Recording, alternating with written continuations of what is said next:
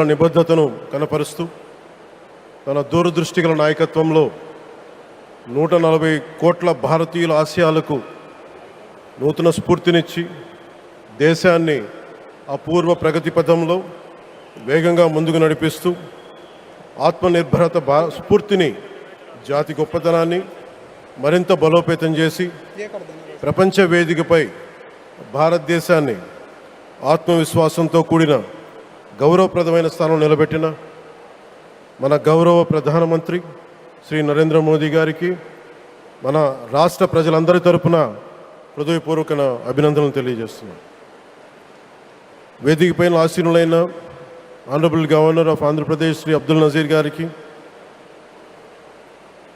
Visionary leader Shri గౌరవ ముఖ్యమంత్రి శ్రీ నారా చంద్రబాబు నాయుడు గారికి, honourable union minister civil aviation Kinjarapu Rammohan Naidu గారికి, honourable governor of Goa Shri Pusapati Ashok Gajapati Raju గారికి, గౌరవ కేంద్ర మంత్రి వర్యులందరికీ, సోదర సమానులు శ్రీ నారా లోకేష్ గారికి, ఈ కార్యక్రమానికి విచ్చేసిన గౌరవ మంత్రివర్యులు, పార్లమెంట్ సభ్యులు, శాసనమండలి సభ్యులు, శాసనసభ్యులు, విశిష్ట అతిథులు, ప్రజాప్రతినిధులు, ప్రభుత్వ అధికారులు, మీడియా మిత్రులకి అందరికీ, భారీ సంఖ్యలో విచ్చేసిన ప్రజలందరికీ, అలాగే ఈ వేడుకను వివిధ మాధ్యమాల ద్వారా వీక్షిస్తున్న ఆంధ్రప్రదేశ్ ప్రజలందరికీ, దేశ విదేశాల్లో ఉన్న భారతీయులందరికీ నా హృదయపూర్వక నమస్కారాలు తెలియజేస్తున్నాను. ఈ నేల బానిసగా ఉండదు, ఈ జాతి ఎవరికి తల వంచదని సవాల్ విసిరిన అసామాన్య విప్లవ వీరుడు అల్లూరి సీతారామరాజు గారు.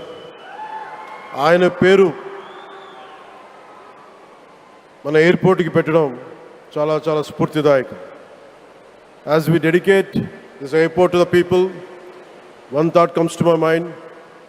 అల్లూరి స్ఫూర్తి రెక్కలపై ప్రపంచాన్ని చేరే Andhra Pradesh. Rooted in అల్లూరిస్ ideals and driven by the aspirations of a people, Andhra Pradesh is ready to so to greater heights.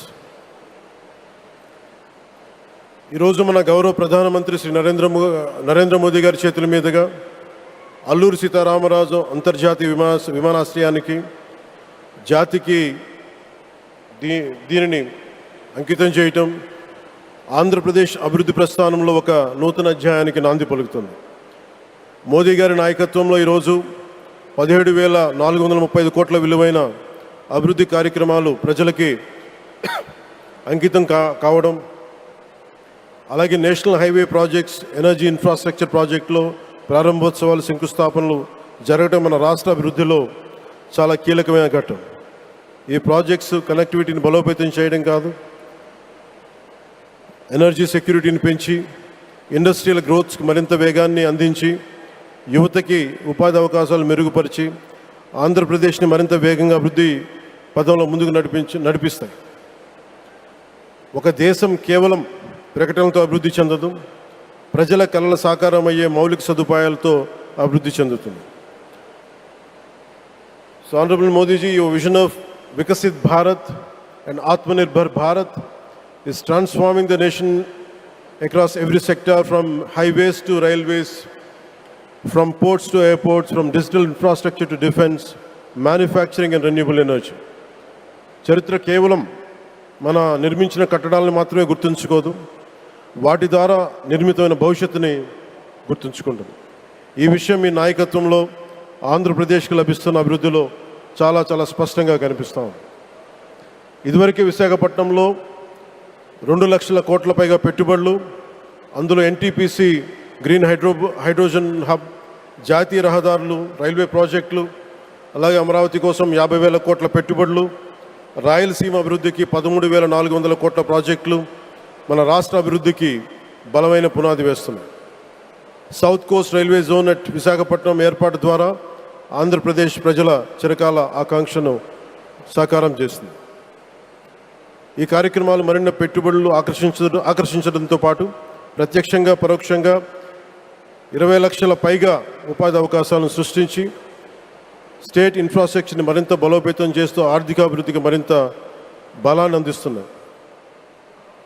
అలాగే గౌరవ చంద్రబాబు నాయుడు గారి నాయకత్వంలో, ఆయన మార్గదర్శకత్వంలో వారి నాయకత్వంలో ఆంధ్రప్రదేశ్ దేశంలోని అగ్రగామి రాష్ట్రంగా అవతరిస్తూ ఉంది. ప్రత్యేకించి ఈ విమానాశ్రయానికి అల్లూరి సీతారామరాజు గారి పేరు పెట్టడం ఆ మహావీరుడికి నివాళి మాత్రమే కాదు, ఆయన ఆశయాలను, ఆయన స్ఫూర్తిని భావితరాలకు అందించే చాలా చాలా గొప్ప నిర్ణయం.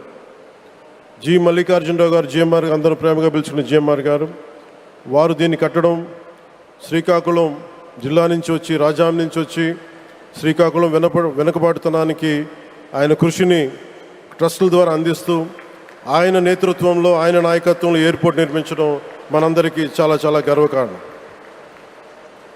ఈ సందర్భంగా మనందరం ఒక నిర్ణయం తీసుకోవాలి. పండ్లున్న చెట్టుకే రాళ్ళు వేస్తారంటారు. కష్టపడే కుటుంబ సభ్యుడు, తండ్రి కావచ్చు, పెద్ద కొడుకు కావచ్చు, అందరూ అతని మీద పడతారు. నువ్వు ఎక్కువ కష్టపడు, ఎక్కువ తిట్లు తింటావు. అలాంటిది మనం ఎలాంటి పరిస్థితుల నుంచి వచ్చాం? భారతదేశం ఒక పరిస్థితిలో బంగారాన్ని కూడా తాకట్టు పెట్టుకునే పరిస్థితి వచ్చింది. అలాంటి పరిస్థితుల నుంచి దశాబ్దం పైనుంచి మూడోసారి ప్రధానమంత్రిగా ఆయన ఈ రోజున మన దేశాన్ని నడిపిస్తూ ఉన్నారు. అలాంటి ప్రధానమంత్రిని చాలామంది ఆయన మీద మాట్లాడుతూ ఉంటే, ఆయన్ని అనకూడని మాట్లాడుతూ ఉంటే నా గుండె కదిలించేసింది, నా కన్నీళ్ళు వచ్చినాయి, బాధ వచ్చింది. దేశం కోసం కష్టపడే వారికి ఇవా చివరికి మనం ఇచ్చేదే. కొత్త తరానికి ఏం తెలుసు?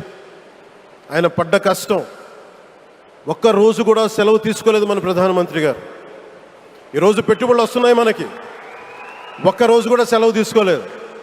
శత్రు దేశాలు, మన అభివృద్ధికి ఈర్ష్యపడే పశ్చిమ దేశాలు, వీటన్నిటినీ తట్టుకొని ఒకవైపు విదేశాల్లో ఉండే శత్రువులతో పోరాడాలి, దేశాన్ని అభివృద్ధి పదంలో తీసుకెళ్దామంటే అంతర్గత శత్రువులతో పోరాడాలి. అలాంటి వ్యక్తికి మనం ఇవ్వగలిగేది కేవలం మేమున్నాం మీ వెంట, మీ మీద మాట పడితే అది మా మీద పడ్డట్టే, అదే మనం వారికి ఇవ్వాల్సింది. నిజంగా ఆయన జంతర్ మంతర్లు అన్ని మాట్లాడుతూ ఉంటే నేను ఈ రోజున ప్రధానమంత్రి గారికి ఒకటే ఇస్తున్నాను, మిమ్మల్ని కొట్టే నాయకుడు లేడు ఈ భారతదేశంలో, రాబోడు.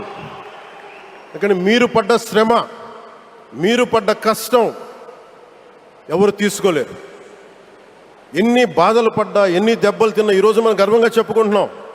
మన ఉత్తరాంధ్రకి ఎయిర్పోర్ట్లు వచ్చినాయి, ఇన్ని లక్షల పెట్టుబడులు వచ్చింది ఆంధ్రప్రదేశ్కి. కానీ ఇవన్నీ తట్టుకొని చెయ్యాలి అంటే 144 కోట్ల తాలూకు ప్రజల ఆకాంక్షల్ని ఎంతోమంది వెనక్కి లాగుతున్నా, ఒకళ్ళు ముందుకు తీసుకెళ్లాలంటే ఎంతమంది తిడుతున్నా, విమర్శిస్తున్నా తీసుకెళ్తున్నారంటే ఒకే ఒక్క నాయకుడు ప్రధానమంత్రి శ్రీ నరేంద్ర మోదీ గారు.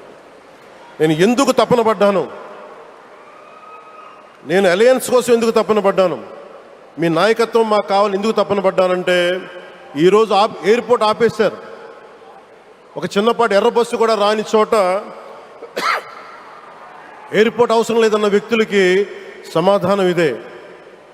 ఇన్ని వేల మందికి ఇన్ని వేల కోట్ల పెట్టుబడి వచ్చింది అంటే ఆశీస్సులు కావాలంటే, దేశం కోసం నిలబడే నాయకుడికి మన అండగా ఉంటే ఏం జరుగుద్ది అంటానికే ఈ భోగాపురం ఎయిర్పోర్ట్ ఈరోజు ప్రారంభోత్సవం నిలువెత్తు నిదర్శనం.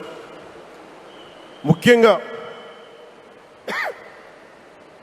25 సంవత్సరాలు లోబడి ఉన్న పిల్లలున్న ప్రతి ఒక్కరికి కూడా నేను ఈ సందర్భంగా తెలియజేస్తున్నాను, పిల్లల్ని సరైన దారిలో పెట్టడం, సరైన సంస్కారాలు నేర్పించడం చాలా చాలా అవసరం. ఈరోజు పొద్దున్నే ప్రధానమంత్రి గారి స్టేట్మెంట్ చూశాను. ఆయన తిట్టిన, ఎన్ని దూషించారో వారిని కూడా పెద్ద మనసుతోటి క్షమించారు ఆయన. అలాంటి ప్రధానమంత్రి గారికి మీ పాదాలకు నేను నమస్కారం తెలియజేస్తున్నాను. నిజంగా మీ ఉన్నతి, మీ ఔన్నత్యం ఈరోజు చాలా చాలా స్ఫూర్తిదాయకం. భారతదేశం మీ అందరికీ కూడా, ప్రజలందరికీ కూడా, ఆంధ్రప్రదేశ్ ప్రజలందరికీ కూడా దేశ ప్రజలందరికీ కూడా ఒక నాయకుడి కష్టాన్ని మనం వెంటనే గుర్తించలేం. ఆయన ఎంత తపన పడుతున్నారు. ఒక కుటుంబాన్ని నడపడం ఎంత కష్టపడుతున్నాం. 140 కోట్ల మంది ప్రజలు నడపడం ఎంత ఆషామాషి వ్యవహారం కాదు. ముందుకు తీసుకెళ్లే నాయకుడికి తెలుస్తుంది. అలాంటి వ్యక్తికి మనం ఏమి ఇవ్వగలం. దేశాన్ని నడిపించడం అంటే రామకార్యం లాంటిది. హనుమంతుడు లంకకు లంఘించినప్పుడు అనేక అవంతరాలు వచ్చినాయి, అనేక అడ్డంకులు వచ్చినాయి. రామకార్యం చాలా గొప్పది. అలాగే ఈరోజు ప్రధానమంత్రి గారు దేశాన్ని ముందుకు నడిపించేది బృహత్కార్యం, చాలా మహాకార్యం అది. అలాంటి వ్యక్తికి మనం ఇవ్వగలిగేది, హనుమంతుడికి మనం ఏమి ఇవ్వగలం? నువ్వెంత గొప్పగా లంఘించావు, ఎంత కష్టపడ్డావు. ఏ దేవతకైనా ఇవ్వాల్సిన స్తుతే. వాళ్ళు మన నుంచి ఏమి కోరుకోరు. ఒక తల్లిదండ్రులకి మనం ఏం కోరుకోరు. అమ్మ నువ్వు మా కోసం కష్టపడ్డావు, నాన్న నువ్వు మా కోసం కష్టపడ్డావు అని. అలాగే ఈ దేశ ప్రధానికి, సెలవు తీసుకోకుండా పనిచేస్తున్న ఈ దేశ ప్రధానికి మనం ఇవ్వగలిగేది, మీరు మా కోసం ఎంత కష్టపడ్డారు, మీరు మా కోసం నిరంతరం ఎంత శ్రమ తీసుకున్నారని చెప్పడమే మనందరి కర్తవ్యం. అలాంటి గౌరవ ప్రధానమంత్రి గారికి మనస్ఫూర్తిగా మీరు అనుకున్నంత కాలం అధికారం మీరు వద్దంటే వదలాలి, కానీ అధికారం మీ చేతుల్లోనే ఉంటుంది. దానికి మేమందరం నిరంతరం కృషి చేస్తామని తెలియజేసుకుంటూ, భారతమాత ముద్దుబిడ్డ మన ప్రధానమంత్రి నరేంద్ర మోదీ గారికి ధన్యవాదాలు తెలుపుకుంటూ, ఒక్కసారి ఆయనకి ఇవ్వగలిగేది భారత్ మాతకి జయజయలు చెప్పుకుంటూ సెలవు తీసుకున్నాను. భారత్ మాతాకి. గౌరవ ప్రధానమంత్రి గారికి మరోమారు ధన్యవాదాలు తెలుపుకుంటూ, మీ ఆశీస్సులు మా అందరికీ కావాలి, రాష్ట్రానికి కావాలని తెలియజేసుకుని సెలవు తీసుకున్నాను. జై భారత్ అండ్ జై హింద్.